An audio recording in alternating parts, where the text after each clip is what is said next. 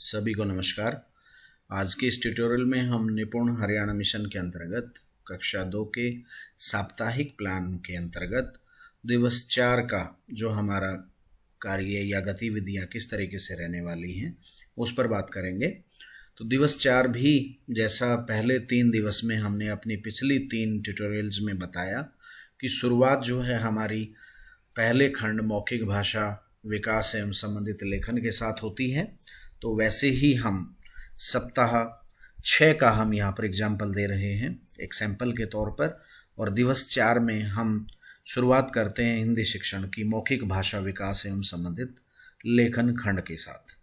तो जैसे पहले 3 दिन कविता, बाल गीत व अन्य गतिविधि के साथ हमने दिन की शुरुआत की थी, वैसे ही हम दिवस 4 की शुरुआत भी कविता, बाल गीत, अन्य गतिविधि के साथ करते हैं ताकि बच्चा कक्षा के माहौल में हिंदी शिक्षण से पूर्ण रूप से जुड़ पाए। इसके बाद 1.2 सेक्शन जो है वो खेल गतिविधि करके दिखाएं। ये वाली गतिविधि कौन सी? करके दिखाएं, खेल गतिविधि करें। ये पेज नंबर 69 यहाँ लिखा हुआ है। दैट मीन्स हम अभी 69 page of our textbook कक्षा 2 की बात हम कर रहे हैं फिलहाल सैंपल के तौर पर। तो ये हमने दाईं तरफ जो पेज खोला हुआ है, ये पेज नंबर 69 हमारा टेक्स्ट बुक का हमने ओपन किया हुआ है, जिसमें करके दिखाएं आपको यहाँ ये गतिविधि दिख रही है। आओ मिलकर करें। तो इसमें शिक्षक के मार्गदर्शन में सभी बच्चे जो है मिलकर ये गतिविधि करते हैं, जिसके लिए सामग्री की आवश्यकता है। कागज़ की गेंद, कुछ गतिविधि कार्य लिखी हुई पर्चियाँ। इस खेल में बच्चे अलग अलग तरह की विधा, शैली और चीज़ों से संबंधित कुछ गतिविधियों में स्वच्छंद बोलने का प्रयास करते हैं। तो ये मौखिक भाषा की गतिविधि है। तो हम इस गतिविधि को कंप्लीटली जिस तरीके से ये मार्गदर्शन दिया हुआ है इसको वो कंप्लीट करवाएंगे। और अंत में लिखा है इसी तरह शिक्षक फिर से ताली बजाएं और खेल को आगे बढ़ाएं। तो ये पूरा का पूरा खेल जो है शिक्षक द्वारा करवाया जाना है। हमारा जो खंड 1 है उस खंड का हमारे पास समय 30 मिनट का रहता है। तो इस गतिविधि को करवाने के उपरांत 1.3 सेक्शन जो है उसमें लिखा गया है कि अभिव्यक्ति के लिए लेखन। आप दोस्तों के साथ कौन कौन से खेल खेलते हो, नाम लिखो। तो अब ये इससे मिलती जुलती है। आपने खेल गतिविधि करवाई, ये करवाने के बाद जो है शिक्षक बच्चों से अभिव्यक्ति के लिए लेखन करवाते हैं।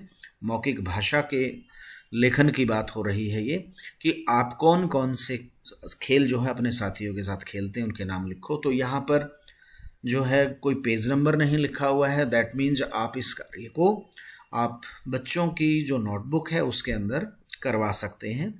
बच्चे जो खेल खेलते हैं अपने साथियों के साथ उनके नाम वहाँ पर लिख सकते हैं। तो इस तरीके से हमारा जो खंड 1 है मौखिक भाषा विकास एवं संबंधित लेखन का, वो हम करवा सकते हैं। इसके बाद हमारा दूसरा जो खंड है वो डिकोडिंग एवं पठन लेखन का है। तो जैसे कि पहले 3 दिन ब्लेंडिंग और शब्द पठन पर कार्य किया गया था, उसी प्रकार से दिवस 4 में भी ब्लेंडिंग और शब्द पठन पर कार्य हमें करना है। तो ये भी सुनिश्चित रहता है यहाँ पर कि आप देखेंगे ब्लेंडिंग और शब्द पठन पर लगातार आज चौथे दिन काम हो रहा है। तो निश्चित तौर पर बच्चे ब्लेंडिंग हमें कैसे करनी है और ब्लेंडिंग करते हुए शब्द पठन पर कैसे काम करना है, वो बहुत बच्चों के लिए यहाँ पर अच्छा अनुभव या एक अच्छी समझ बन चुकी होगी। अब यहाँ पर सेक्शन 2 में अभ्यास कार्य 6.4 पर कार्य करना है। यानी कि एक दिशा में आप देखेंगे तो दिवस 1 में 6.1 पर किया गया था कार्य, फिर दूसरे दिवस में अभ्यास कार्य 6.2 किया गया था, दिवस 3 में 6.3 और आज जो है हम 6.4 जो कि 73 पेज पर दिया हुआ है। 73 पेज का मतलब अब हम बुक का 73 पेज जो है वो निकाल रहे हैं। 73 पेज पर हम चलते हैं।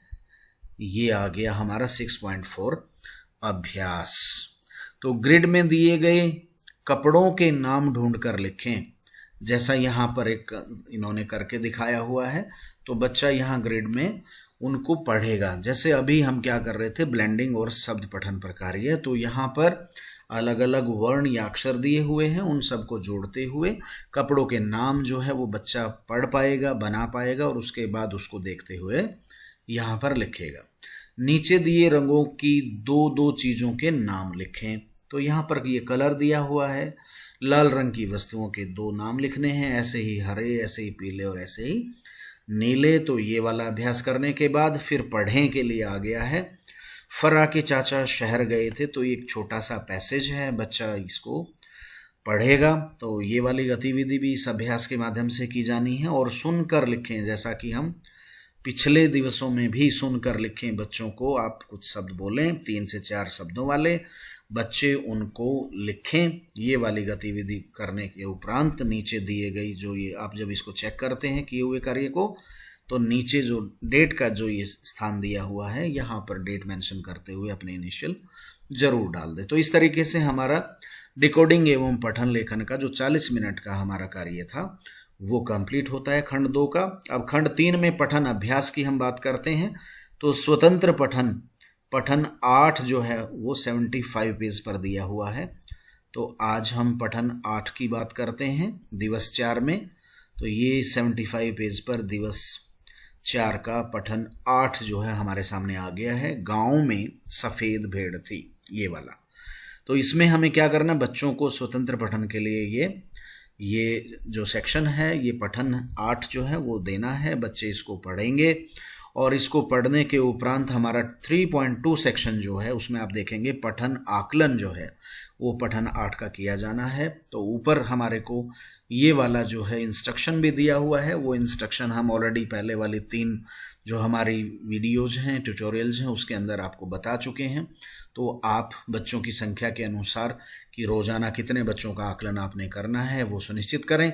और आकलन करने के बाद जो ये सही पढ़े गए शब्दों की संख्या है वो 21 में से कितने उन्होंने पढ़े हैं वो यहाँ पर मेंशन कर दीजिए। और सामने आप किस डेट में इसको करवा रहे हैं इनिशियल डाल दीजिए। उसके बाद जो है बच्चों पे अगला सेक्शन जो हमें करना है बच्चों के साथ वो 3.3 है, पाठ आधारित चर्चा पठन 8 की। तो तथ्य आधारित जो है चर्चा करने के उपरांत आप समझ आधारित चर्चा भी बच्चों से ज़रूर करें। आपको ये पता लग जाएगा कि बच्चों को इसको पढ़ते हुए कितना समझ बनी है और उस समझ के आधार पर वो बच्चे इससे जुड़े हुए अपने जीवन की घटनाओं या उसके बारे में सोचते हुए और अपने अनुभव या आपके सवालों के जवाब उसके अनुसार दे सकते हैं। तो इस तरीके से हमारा दिवस 4 के तीनों के तीनों खंड मौखिक भाषा विकास एवं संबंधित लेखन खंड का कार्य, डिकोडिंग एवं पठन लेखन का कार्य और पठन अभ्यास जो कि तीसरा खंड है उसका कार्य हमारा पूर्ण होता है। और एक चीज़ और हम यहाँ पर आपको बताना चाहते हैं कि आपने देखा होगा कि सभी दिवस जो हैं वो एक दूसरे से जुड़े हुए हैं और जो प्रोग्रेशन जो कि हमारी जो शिक्षण प्रशिक्षण हुआ था उसके अंदर भी बताया गया था कि गतिविधियों में भी एक तरह का प्रोग्रेशन आपको देखने को मिलता है।